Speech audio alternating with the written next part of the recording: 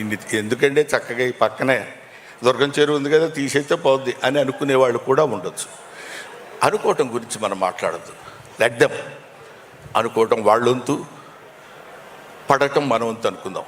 కానీ వీటన్నిటినీ చూసేవాడు ఒకడు ఉన్నాడు అనుకోవటం మన వంతు, మన అందరి వంతు. కాబట్టి వీ డీ అవర్ జాబ్. భగవద్గీతలో చెప్పినప్పుడు మన పని మనం చేసుకుంటూ వెళ్ళిపోతాం. ఆ రిజల్ట్ ఏది రావాలో ఏది కావాలో ఆ పరమేశ్వరుడికి తెలుసు. అందుకే ఈ సినిమా ఒక అద్భుతమైన విజయాన్ని సాధిస్తుందని నేను మనస్ఫూర్తిగా నమ్ముతున్నాను.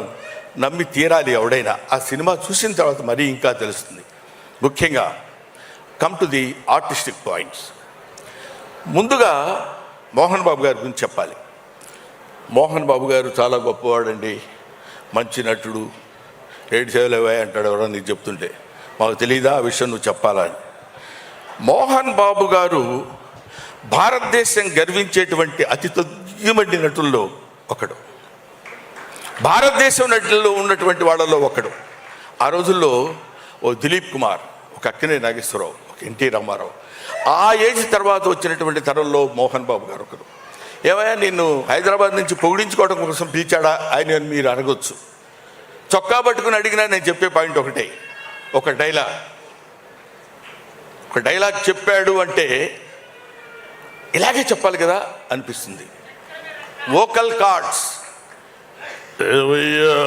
నాకు అలాగే 10 నిమిషాలు నేను మాట్లాడమంటే మాట్లాడాను. భగవంతుడు ఆయనకి ఇచ్చినటువంటి స్వరం అలాంటిది. ఒక అద్భుతమైనటువంటి స్వరధునిని ఆయనకి ఇచ్చాడు. నటనలో మేము చిన్న కామెడీ వేషాలు వేసుకునేవాళ్ళం. గబగబా ఆయన దగ్గరికి వెళ్ళి ఏంటి గురుగారు, ఉండవాయ్ డైలాగ్ ప్రాక్టీస్ చేస్తున్నాను ఇక్కడ. ఆయన క్యారెక్టర్ చేసేటప్పుడు పాత్రలో ప్రవేశించి అద్భుతంగా నటించి మెప్పించినటువంటి నటుడు అతి తక్కువ మంది ఉంటారు. అలాంటి వాళ్ళలో చెప్పండి డైలాగ్, సరే అని చెప్పేవాళ్ళు ఉండొచ్చు. ఇలాంటి వాళ్ళు అతి తక్కువ మంది నటులు ఉంటారు. అందులో మోహన్ బాబు గారు ప్రథమం. ఇటువంటి వాళ్ళు ఇంకా ఇన్ని సంవత్సరాలు ఏమంటే మీకు ఒక 50 ఉంటాయా? 50 అండి? ఓహో, ఇండస్ట్రీకి వచ్చి 50 ఏళ్ళు అయింది ఆయన. నీకు అనుకుంటా బహుశా. కాబట్టి ఇన్ని సంవత్సరాల సుదీర్ఘమైన ప్రయాణంలో కేవలం నటుడిగా ఒక్కొక్క మెట్టు కామెడీ చేసి మా బొచ్చల్లో రాయేశాడు, విలన్ చేసి మా బొచ్చల్లో రాయేశాడు. Comedy, villain, character artist, hero, ఎన్ని రకాల పాత్రలు ఉన్నాయో అన్నీ చేయగలిగినటువంటి సమర్థత కలిగినటువంటి నటుడు ఆయన మోహన్ బాబు గారు. ఈ సినిమాలో మహాదేవ శాస్త్రిగా ఇందాక మీరు చూశారు. ఆయన యొక్క ప్రావీణ్యత, ఆ నడక, ఆ టీవీ, నిజంగా ఈయన ఎన్ని వేదాలు చదువుకున్నాడు రా బాబు అనిపిస్తుంది. విడిగా ఆయన చదువుకోవాలి, మనకు తెలుసు అది. కానీ అక్కడ ఆయన నేర్చుకున్నటువంటి విద్యతో ఒక అద్భుతమైనటువంటి భ్రమ కలిగించేటువంటి నటుడు మోహన్ బాబు గారు. సరే, ఆయన గురించి పక్కన పెడితే విష్ణుని చూశా. దుంపదగా విష్ణు కన్నప్ప అంటున్నారు. అప్పట్లో రాజకుమార్ వేశాడు, ఆ తర్వాత కృష్ణరాజు గారు వేశారు, మళ్ళీ ఇప్పుడు ఇతను అంటున్నారు. వీడు ఏం చేస్తాడు రా బాబు అనేటువంటి ఆలోచన ఉండొచ్చు. నాకే కలిగిందంటే చాలామంది కలిగి ఉంటుందిగా.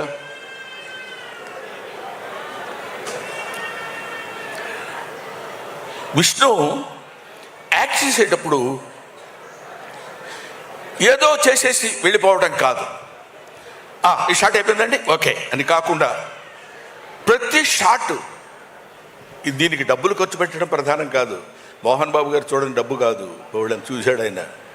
మోహన్ బాబు గారికి తెలియని డబ్బు కాదు బోల్డంతా, ఆయనకి తెలియని కీర్తి కాదు బోల్డంత కీర్తి ఉంది. కాకపోతే ఇప్పటికీ ఒక నిత్య విద్యార్థిలాగా ఇలా చేయాలని అది పుణికిపుచ్చుకున్నటువంటి వ్యక్తి విష్ణు, అది పుణికిపుచ్చుకున్నటువంటి వ్యక్తి మనోజ్, అది పుణికిపుచ్చుకున్నటువంటి ఆర్టిస్ట్ లక్ష్మి, వాళ్ళ కుటుంబం అంతా అంతే. వాళ్ళు నటించే ముఖ్యంగా ఈ సినిమాలో, కన్నప్ప సినిమాలో విష్ణుబాబు ప్రతి షాట్కి వెళ్ళి అది చూసుకుని బాగుంది, ఫైట్ ఇది బాగుంటుంది, ఇది ఇక్కడ బాగుంటుంది, గ్రాఫిక్స్ ఏదో మధ్యలో బాగాలేదు అది ఇది అన్నారు. కాదు, అమెరికా వెళ్ళిపోయి కూర్చుంటాను, గ్రాఫిక్స్ దాని పీక్స్ ఎంతవరకు ఉందో అంతవరకు విఎఫ్ఎక్స్ చేసి తీసుకొచ్చినటువంటి ప్రొడ్యూసర్ మోహన్ బాబుని పేరే కానీ producer come hero that is Vishnu. అంత కష్టపడ్డాడు అతను. ఈ సినిమాలో నటించిన వాళ్ళు ఇంకా మోహన్ లాల్ తమిళనాడు, అదే మలయాళంలో అతను, శరత్ కుమార్, అక్షయ్ కుమార్, వీళ్ళందరూ వాళ్ళ యొక్క శక్తిని ఎందుకు అంత కష్టపడి ఈ సినిమాలో యాక్ట్ చేశారు అంటే, సినిమాలో ఉన్నది గుండెకాయ, ఆయువు పట్టు, శివుడు పరమేశ్వరుడు. ఆయన నుంచి ఎవడు తప్పించుకోలేము మనం. ఏం చేద్దాంలే అనుకున్నా కూడా ఊరుకోలేము. కాబట్టి అటువంటి నటీనట్లు పోతే, అన్నా నువ్వు కూడా వాళ్ళ గురించి చెప్తావు కానీ మేము కూడా యాక్ట్ చేశాం కదా అన్నా అని మన రఘు, మన Saptagiri Raghubabu is versatile artist. మన శివబాలాజీ, ముఖేష్ ఋషి గురించి మనం చెప్పేదే ఉంది. ఈ సచే అంటే ఆయన ఒక ఇందాక అమ్మాయి చెప్పినట్టు స్క్రీన్ మీదకి వస్తే భయంకరంగా ఉంటాడు, బాబోయ్ వీడేంట్రా అన్నట్టు. ఆ తర్వాత అంత సాఫ్ట్ మ్యాన్, అంత ఇది అద్భుతమైనటువంటి నటీనటుల యొక్క కలయిక. ఇక్కడ ఉన్న వాళ్ళ పేర్లే మనం చెప్పుకుంటున్నాం. హీరోయిన్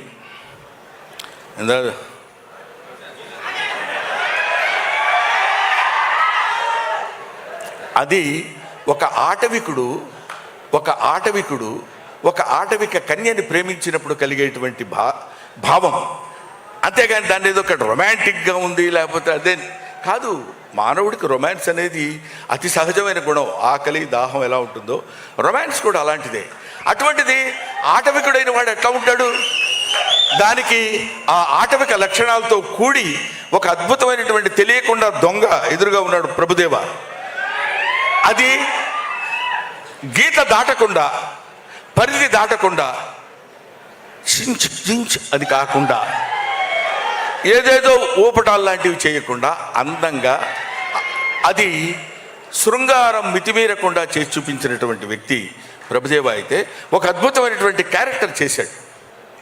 అటు ఆ తర్వాత ఏముంది, సరే చేసేద్దామని కాకుండా కొన్ని నెలలు, కొన్ని రోజులు, కొన్ని నెలలు, ఇంచుమించు 1 సంవత్సరం పాటు బాడీని ఇనప వీటితోటి కొట్టి రాళ్ళలా తేల్చి, అంటే అడవుల్లో తిరిగేవాడు బండవుడు ఎలా ఉండాలి అలాగే ఉండాలని జుట్టు పెంచి, గడ్డం పెంచి, గడ్డం 45 రకాలు చూసి ఎలా ఉంటే బాగుంటుంది, ఎలా ఉంటే చేస్తే బాగుంటుందని అద్భుతమైనటువంటి రూపకల్పన చేసిన వాడు విష్ణు. అంత కష్టపడ్డాడు. ఇదంతా మీకు నేను ఎందుకు చెప్తున్నానంటే, రికోష్ ఋషి ఇప్పుడు ఆ శివలింగం, మామూలుగా శివలింగం అంటే మనకు అందరికీ ఒక నున్నమైనటువంటి రూపంలో ఉండేటువంటి శివలింగ స్వరూపం మనకు కనిపిస్తుంది, అది మనకు గోచరిస్తుంది ఎక్కడికి వెళ్ళినా. కానీ అడవిలో ఆ నాగసర్పంతో కూడుకున్నటువంటి శివలింగం పెట్టాలనేటువంటి ఆలోచన ఎవరికి వచ్చిందో నాకు తెలియదు, కానీ వాళ్ళకి శిరస్సు వంచి పాదాభివందన చేస్తున్నాను. ఆయన స్వయంభువుడు అంటే ఆయన కదా. నిజానికి ఒక అద్భుతమైనటువంటి శివస్వరూపం అదే కదా. అక్కడికి వెళ్ళి ముఖ్యంగా భక్తుడిగా ట్రాన్స్ఫర్మేషన్ చెందిన తర్వాత ఆ పాట మనం ఇందాక చూసాం.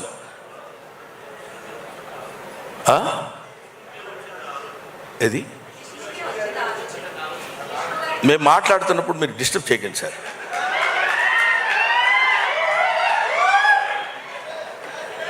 తీసుకో.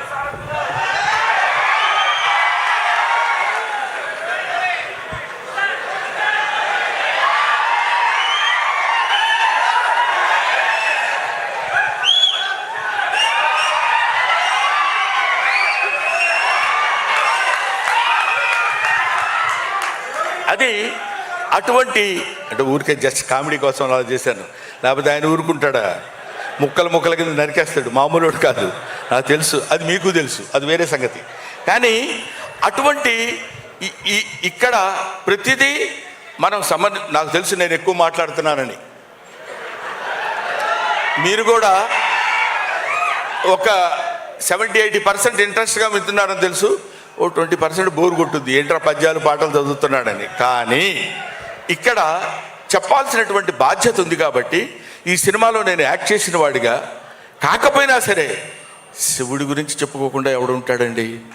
పైగా మన వెంకట్రావు 35 సంవత్సరాల క్రితం వెంకట్రావు గారు, ఎందుకంటే ఎమ్మెల్యే గారు కాబట్టి అలా అనాలి. మేమిద్దరం కో ఆర్టిస్టులం సత్యాగ్రహం అనే సినిమాలో కలిసి నటించాం. ఈ గుంటూరు నాకు బాగా పరిచయమైనటువంటి స్థలం. ఈ గుంటూరులో ఏది ఎక్కడ ఉంటుందో మాకు తెలుసు. ఓవర్ బ్రిడ్జ్ ఎక్కడ ఉంటుందో, నాసంగిరి ఎక్కడ ఉంటుందో, జిన్నా టవర్ ఎక్కడ ఉంటుందో అన్నీ తెలిసిన వ్యక్తిని. నేను ఇక్కడ చదువుకున్నాను. ఒక్క మాటలో చెప్పాలంటే ఈ ఊరు వచ్చి లారీలకి పెయింటింగ్ కూడా వేశాను నేను.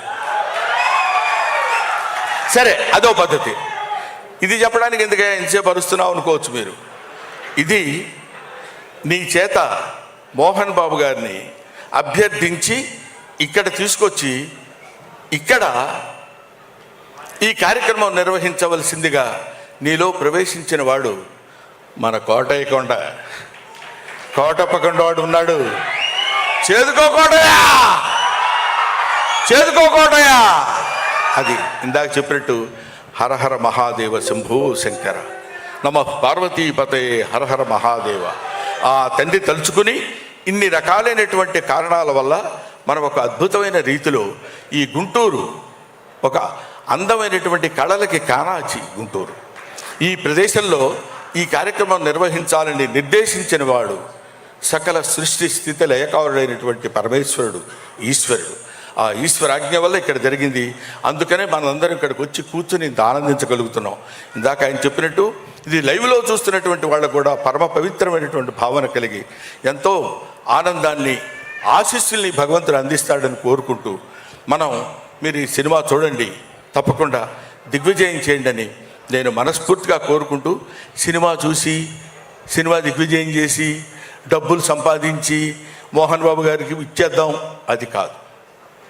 భారతదేశంలో పుట్టినవాడిగా, భక్తుడిగా, శివభక్తుడిగా శివనామస్మరణ చేసుకుంటూ శివుని యొక్క ప్రాశస్త్యాన్ని పొందినటువంటి ఏకైక దేశం భారతదేశం. ఈ భారతదేశపు ఖ్యాతిని నలుమూలలా వ్యాపించే విధంగా చేస్తే అది మనకి పుణ్యం, మన భారతదేశంలో పుట్టినటువంటి నటీనటుల పుణ్యం, మోహన్ బాబు విష్ణు పుణ్యం. Thank you very much. Thank you Brahmanandam garu, thank you so much. It was amazing. ఆయన ఎంతసేపు మాట్లాడినా ఆయన మాటలు వినాలనిపిస్తూనే ఉంటుంది. అఫ్ కోర్స్ ఎంతో ఇన్ఫర్మేషన్తో పాటు ఎంటర్టైన్మెంట్ కూడా ఉంటుందన్నమాట. థ్యాంక్ యూ బ్రహ్మానందం గారు వన్స్ అగైన్. సో ఇప్పుడు ఇది ఒక నెల ముందో